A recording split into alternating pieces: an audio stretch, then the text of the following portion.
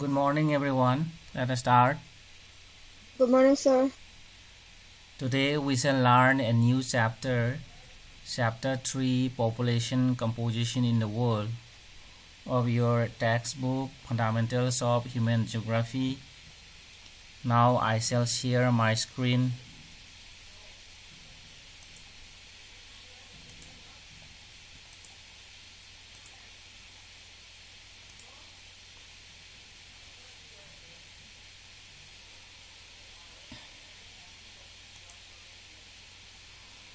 So here we have the chapter 3, Population Composition. Meaning of population composition we have learned earlier. This is the study of different attributes of population. Okay, this is the study of different aspects of population like age and sex, then place of residence, occupation, education, life expectancy, and so on. And today we shall learn about sex composition in the world. Okay, what do you mean by sex composition or sex ratio is given here in the first small paragraph. We know that the number of women and men in a country is an important demographic characteristics.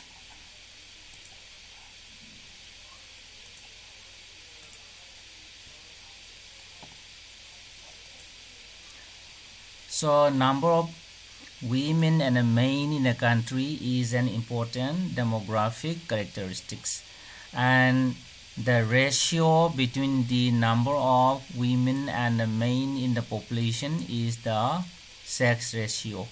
Okay, so sex ratio is the ratio, mathematical relationship between the number of women and men in the population. So how many males are there per females, or how many females are there per males. So that measurement is known as sex ratio, and in some countries sex ratio is calculated using the formula is given here. Okay, so in some countries it is calculated like this: male population to be divided by female population and multiplied by 1000. So here we are multiplying it by 1000 because sometimes we express per thousand. Okay, if you want to express per 100, then we have to multiply it by 100. Okay, see here you will get number of males per 1000 males in this case. Okay, so if we use this formula, then we will get number of males per 1000 females.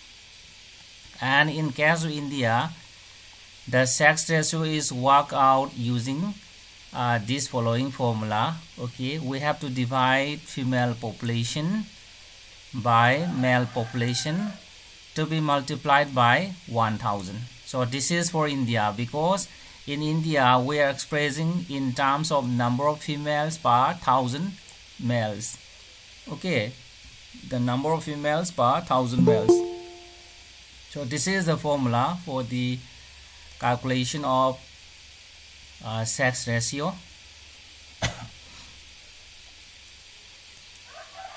And next we have a paragraph explaining about the reasons, okay, why in some countries we find less number of women. Okay, when we observe the pattern of sex ratio in different parts of the world, we find that in some regions we find more number of males, while in the other regions, in the other countries, we find more number of females. So what are the reasons for this? So let us read. So sex ratio is an important information about the status of women in a country. Okay, sex ratio indicates the status of women in a country. In regions where gender discrimination is rampant, the sex ratio is bound to be unfavorable to women. Okay, in the countries where there is gender discrimination, where there is discrimination, inequality between the males and the females, sex ratio is bound to be unfavorable to women. That means the number of women is less than the number of males. Okay, in this country, that is called unfavorable. Favorable condition is that when there is more number of females than the males. That is what I call favorable condition or favorable sex ratio. Okay, so why in some countries we have unfavorable sex ratio? So reasons are given here. Okay, so in such areas, in such countries, there is practice of female feticide, then female infanticide, and domestic violence against the women. Okay, practice of female feticide means, say before the birth of the child, the sex is determined, and so there is abortion or killing of this fetus. Okay, fetus means the child inside the mother's womb. So when the child is inside the mother's womb, it is killed. Okay, that is called female feticide. Female feticide. And after the birth also, we have female infanticide. This is after the birth, the girl child is killed. Okay, so infant, 0 to 18 months. 0 to 18 months are called infant. Okay, after the birth also, girl child is killed. That is why we have less number of females in some countries of the world. And at the same time, sometimes in a country like India, we have domestic violence against the women. Okay, and one of the reasons could be the lower socioeconomic status of women in these areas. Another important reason for unfavorable sex ratio in some countries of the world is the lower socioeconomic status of women. So women are less educated, illiterate as compared to these males, because they are not allowed to go for study. So that is the main reason. Okay, so these are the reasons for having unfavorable sex ratio in some countries of the world. Any query, any question, boys and girls?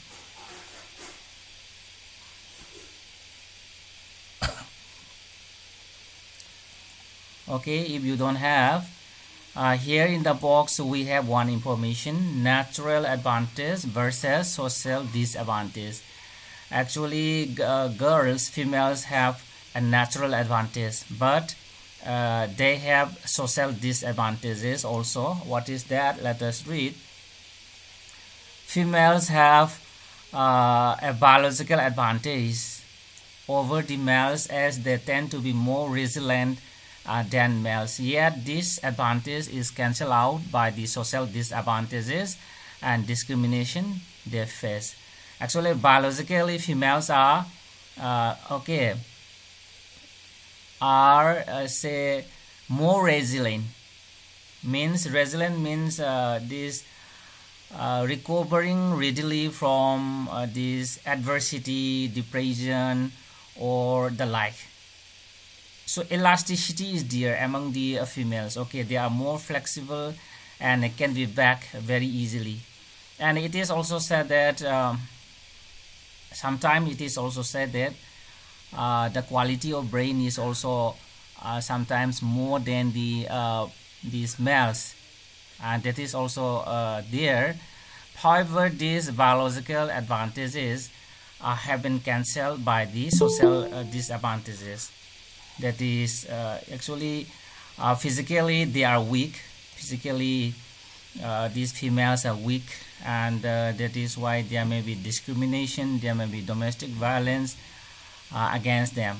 So that is social disadvantage. Okay. And next we have this world pattern of sex ratio. Okay, so on an average the world population reflects a sex ratio of 102 males per 100 females. The average sex ratio of the world is 102 males per 100 females. Okay, so here actually the formula is expressing in 100. Okay, the highest sex ratio in the world has been recorded in Latvia, where there are 85 males per 100 females. So highest sex ratio in the world is recorded in the country Latvia. Okay, where the sex ratio is 85 males per 100 males. In contrast, in Qatar, there are 311 males per 100 females. That is, in Qatar there is excess of males as compared to females. Okay, there are more males as compared to females. There are 311 males per 100 females. In case of Latvia, we have only 85 males per 100 females. So Latvia has favorable sex ratio. Qatar has unfavorable sex ratio. So here there is the formula. So in this case they are using this formula here. So sex ratio is equal to male population to be divided by female population and multiplying it by 100, because here in our book it is expressing in hundreds. After applying this formula you will get number of males per 100 females. So let us take an example. So here this is the population of Latvia in 2020. Okay, in 2020 population of Latvia, male population of Latvia is 861,027 population, and so this is the female population. Okay, 1,000,000 then 12,972. And so applying the formula here, we have the male population and it is divided by the female population and multiplying it by 100. After this we have got 85 males per 100 females. So in this way sex ratio is calculated. Okay, so this is the case of Latvia as mentioned here. Here Latvia, we have 85 males per 100 females. And let us have a look of the world map. See here, Latvia is here. Okay, so Latvia is a very small country. Latvia is here. Okay, just Latvia is here. Latvia, and the Qatar is here. See, Qatar is also a very small country here in the Arabian Peninsula. Okay.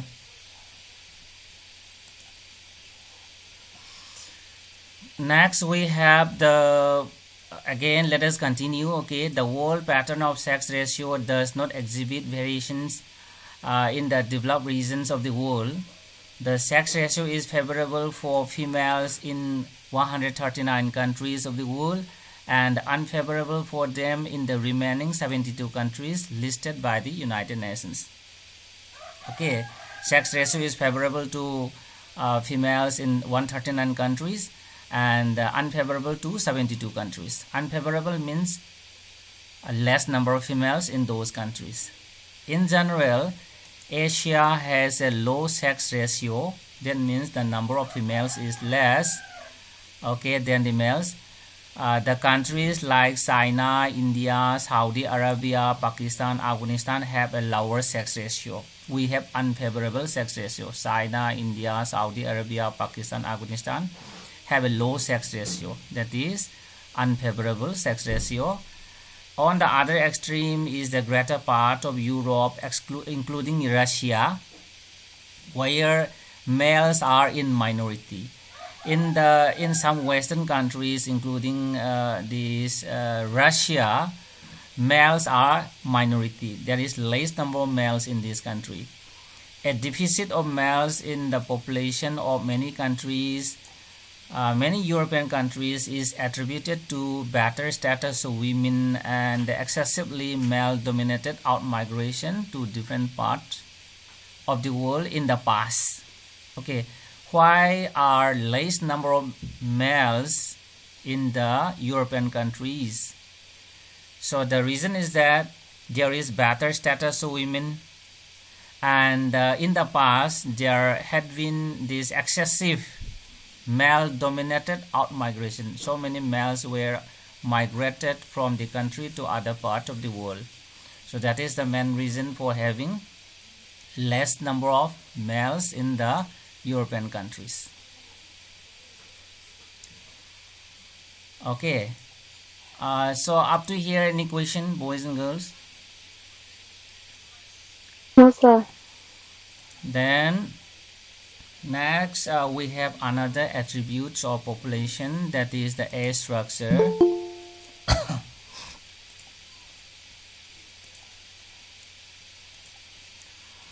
So what do you mean by age structure?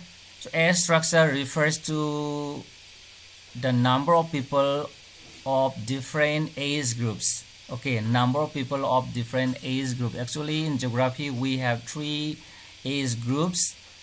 The first one is a young population, 0 to 14 years. The second one is 15 to 59 group, that is known as adult.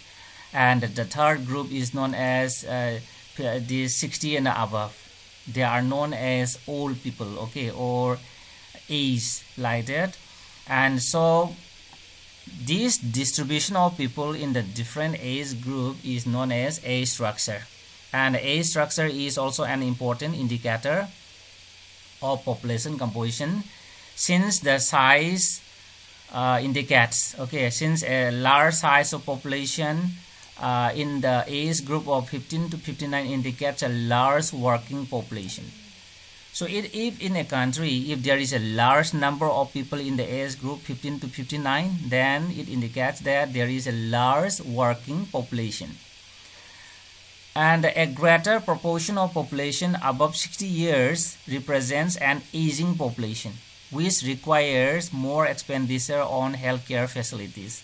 If there are large proportion of people in the age group 60 and above, that means the population is aging, and it requires more expenditure on health care facilities. Okay, and similarly, high proportion of young population, that is 0 to 14, would mean that a high birth rate and population is youthful.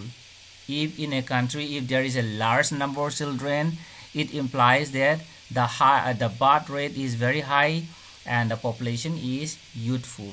So in this way, age structure is an important indicator of population composition of a country. Okay. Then say we can analyze this age structure with the help of the age-sex pyramid.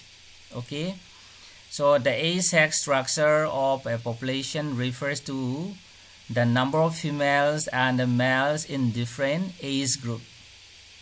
Age-sex structure means the number of females and the males in different age group. That means say 0 to 4 age group, how many females are there, how many males are there. That is what I call age-sex structure. And a population pyramid is used to show the age-sex structure of population. Okay, like the figure given here. And the shape of population pyramid reflects the characteristics of population, and the left side of the pyramid shows the percentage of males, and the right side shows the percentage of women in each age group, as you find here in our book. Okay, figure number 3.1, 3.2 and 3.3 shows different types of population pyramids. Now let us examine.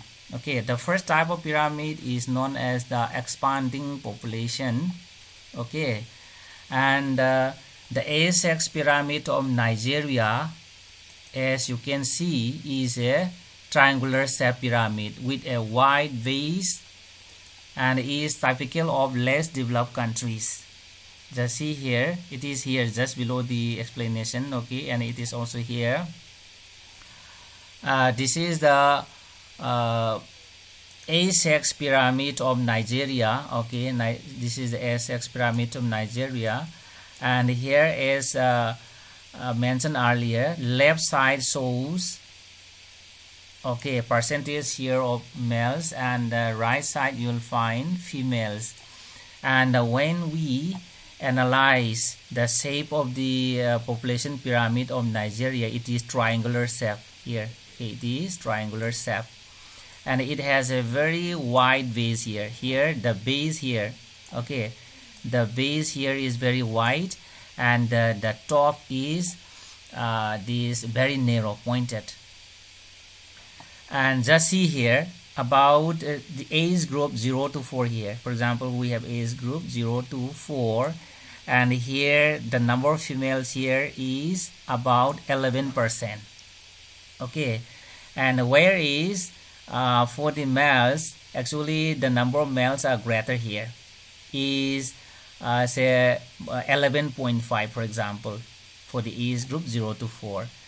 And we also have learned that in case of Nigeria, the base of the population pyramid is wide and it has a tapered top, okay, wide base. So this type of pyramid is typical in the less developed countries of the world, and these have a greater, larger population in the lower age group. Why there is a wide base? Because there is a large number of children, okay, larger population in the lower age groups because of high birth rate. Why the population pyramid of Nigeria has a wide base? Because there is a large number of children due to high birth rate. So wide base here means high birth rate. If you construct the pyramids of Bangladesh and Mexico, then it would look the same. And such type of population is known as expanding population, okay. Next, we have another type of this pyramid, constrained population, okay. Australia's A6 pyramid is bell shaped and tapered towards the top, and this shows birth and the death rate are almost equal, leading to near constrained population. Constrained population, you know, say increasing slowly, very slowly, or not increasing sometimes. That is known as constrained, okay, remain constrained. And the first one is expanding, means increasing rapidly. Size of population is growing, so it is growing very slowly. That is constrained.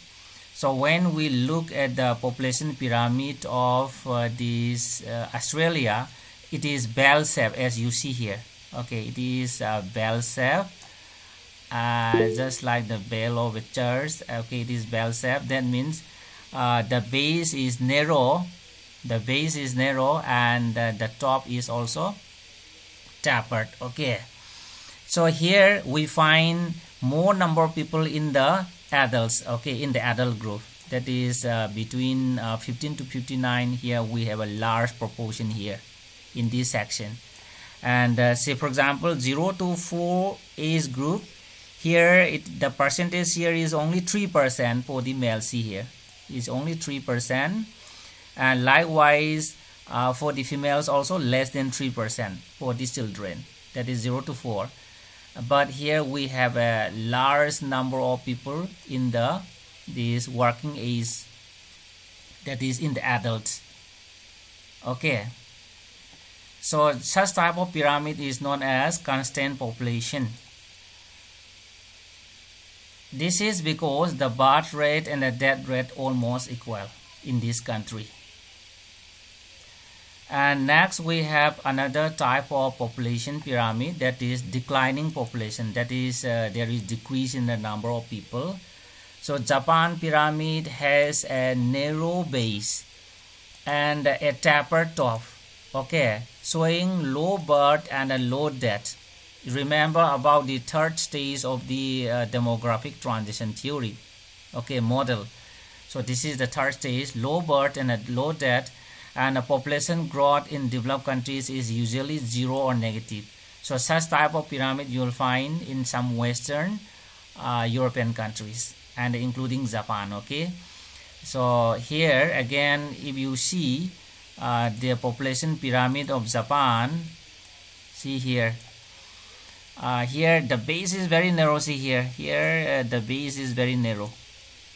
When we observe this the percentage share of children, that is 0 to 4 age group, okay, see here it is very less. It is very less here. Say for the males it is less than 2%. Okay, it is less than 2%, 1.5 for example. Okay, likewise for the females also it is less than 2%. But here we have a large number of these adults, and we have a large proportion of people in the higher age group. Say for example, even 85 plus also we have a larger share. Okay, and we have larger share of population above 65 also here. And such type of pyramid is known as declining population. This is because of low birth and a low death, and sometimes the population is decreasing, negative, or okay, or maybe remain constant or zero also. And here in this case, one important term is here known as aging population. When we examine the population pyramid of Japan or some other Western European countries, okay, you will observe one thing, that is aging population. And what do you mean by aging population? So let us read. Population aging is the process by which the share of older population becomes proportionally larger. If in a population the share of older population becomes proportionally larger, this is known as aging population. For example, in Japan, the number of old people, okay, having the age of 70 and above are more larger, okay, increasing, and that kind of population is known as aging population. So this is a new phenomenon of the 20th century, okay, and most of the developed countries of the world, population in higher age group has increased due to increased life expectancy. Okay, aging population is because of increased life expectancy. The longevity of the people has been increasing. Nowadays people can live up to the age of 70, 80, even more than 100 also, and that is why, due to increase in the life expectancy, okay, there has been aging population in developed countries of the world. And with a reduction in the birth rate, the proportion of the children in the population has declined, and there is reduction in the birth rate, and that is why the number of children in the population is very less. Such type of phenomenon is known as aging population. Okay.